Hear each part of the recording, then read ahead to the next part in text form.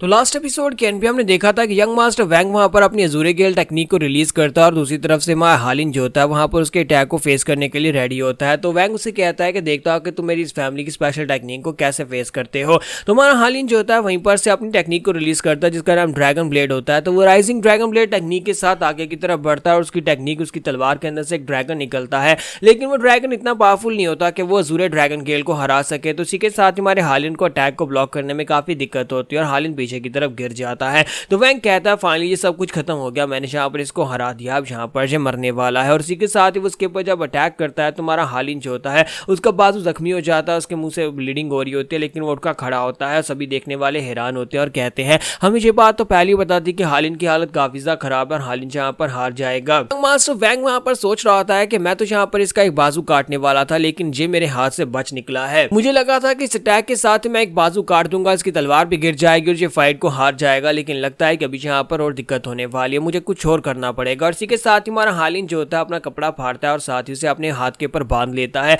और तलवार को अपने हाथ के साथ अटैच कर लेता है और उसे कहता है कि अभी तो यहाँ पर ये फाइट खत्म नहीं हुई, अभी तो ये फाइट शुरू हुई है। तो यंग मास्टर वैंग जो होता है वो भी गुस्सा हो जाता है और कहता है कि मैं तुम्हें बिल्कुल भी नहीं छोड़ूंगा। तुम्हें क्यों लगता है कि तुम यहाँ पर इतनी ज्यादा टफ एक्टिंग कर सकते हो? क्योंकि इस बार यहाँ पर वैंग जो है उसे मारने के लिए अपने किलिंग इंटेंट को भी रिलीज कर रहा था और कहता है कि मैं तुम्हें बिल्कुल भी नहीं छोड़ूंगा, अब मैं तुम्हें जरूर मार डालूंगा, तुमने यहाँ पर खुद ये सब कुछ किया है। तो इसी के साथ ही वो उसे कहता है कि अब यहाँ पर मैं तुम्हें दिखाता हूँ कि मैं यहाँ पर क्या करने वाला हूँ। तो यंग मास्टर वैंग जैसे ही वहां पर गुस्से के साथ अपनी एनर्जी को रिलीज करता है तो वो एनर्जी का प्रेशर काफी ज्यादा होता है। देखने के बाद ब्योक कहता है कि मुझे लगता है कि ये एक नॉर्मल फ्रेंडली स्पार से ज्यादा हो रहा है। अब इसने यहाँ पर जिस एनर्जी को रिलीज किया है ये एनर्जी बहुत ज्यादा पावरफुल है, हमें यहाँ पर कुछ ना कुछ करना होगा। योहाई अपने ब्रदर ब्योक से कहते हैं ब्योक आके बढ़ो, जल्दी से जाओ, जाकर इनको रोको। जबकि हमारी मिस जोंग जो होती है वो आके बढ़ती है और कहती है कि मुझे लगता है कि मुझे इसको रोकना होगा, इससे पहले कि वो यहाँ पर हमारे हालिन को बुरी तरह जख्मी कर दे, मुझे यहाँ पर इसको रोकना ही पड़ेगा। जबकि दूसरी तरफ से हमारा हालिन जो होता है वो सोच रहा होता है कि मुझे लगता है कि मुझे यहाँ पर कुछ ना कुछ करना होगा,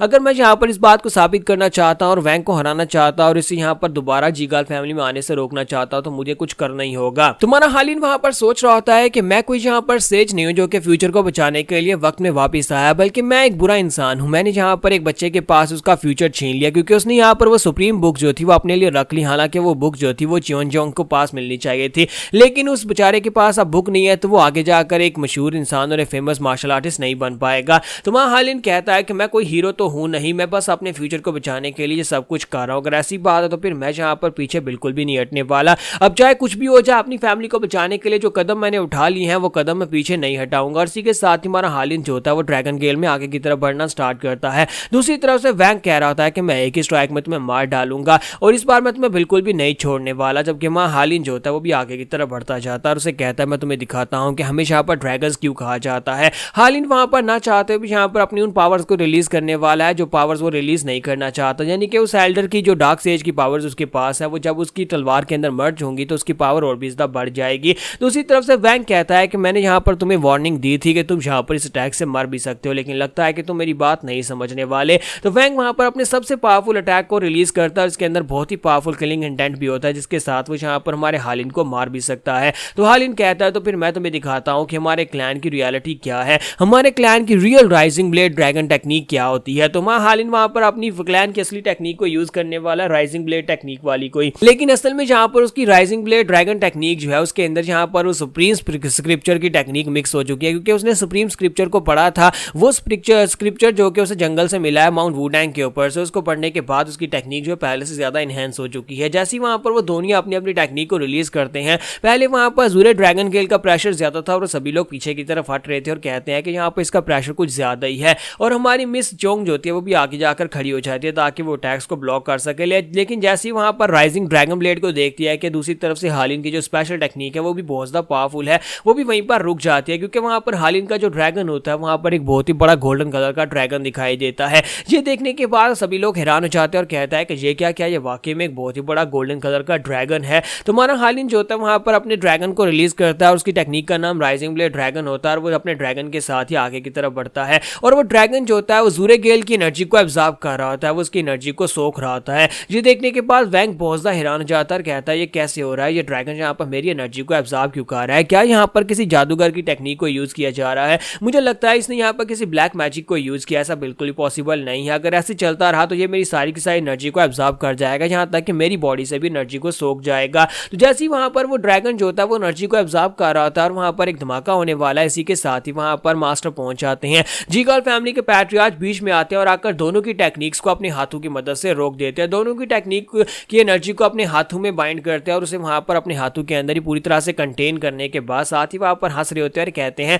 ये ड्यूल यहीं पर खत्म होती है, तुम लोगों की फाइट को यहीं पर खत्म करना होगा। और जैसे ही वहां पर वो उस एनर्जी को अपने हाथ में पूरी तरह से कंट्रोल करने के बाद उस एनर्जी को शेक कर देते हैं और कहता है कि मुझे लगता है कि इस फाइट को यहीं पर खत्म कर देते हैं, क्योंकि अगर ये फाइट इसी तरह आगे चलती रहती तो मुझे लगता है कि तुम दोनों में से एक यहाँ पर मरने वाला था। तो वैंग उसे कहता है कि मैं यहाँ पर इस फाइट का विक्टर हूं, मैंने इस फाइट को जीत लिया और तुम यहाँ पर बीच में आकर इस फाइट को इस तरह से बिल्कुल भी नहीं रोक सकते, इसलिए माय लॉर्ड यहाँ पर साइड के ऊपर हट जाए या फिर यहाँ पर इस बात को अनाउंस करें कि मैंने इस फाइट को जीत लिया है। तो मास्टर जीगाल उसे कहता है कि लड़के क्या तुम्हें वाकई में लगता है कि तुमने इस फाइट को जीता है? जरा अपनी तलवार की तरफ देखो। इस फाइट के रूल्स मुझे अच्छी तरह से याद है कि अगर किसी की तलवार टूट जाती है या हाथ से छूट जाती है तो वो इस फाइट को हार जाएगा और तुम्हारी तलवार टूट चुकी है। तो वैंग जैसे अपनी तलवार की तरफ देखता है वो कहता है ऐसा कैसे हो सकता है, मैं इस बात को मानने को तैयार नहीं हूं। इसने यहाँ पर किसी किस्म की सॉर्सरी को यूज किया, इसने ब्लैक मैजिक को यूज किया है, आपको यहाँ पर इसको इन्वेस्टिगेट करना चाहिए। इसकी बॉडी के अंदर इतनी सारी इंजरीज थी, फिर यहाँ पर इतनी पावरफुल की पावर को कैसे यूज कर सकता है? और आपने यहाँ पर इसकी स्ट्रेंज पावर्स को भी देखा होगा,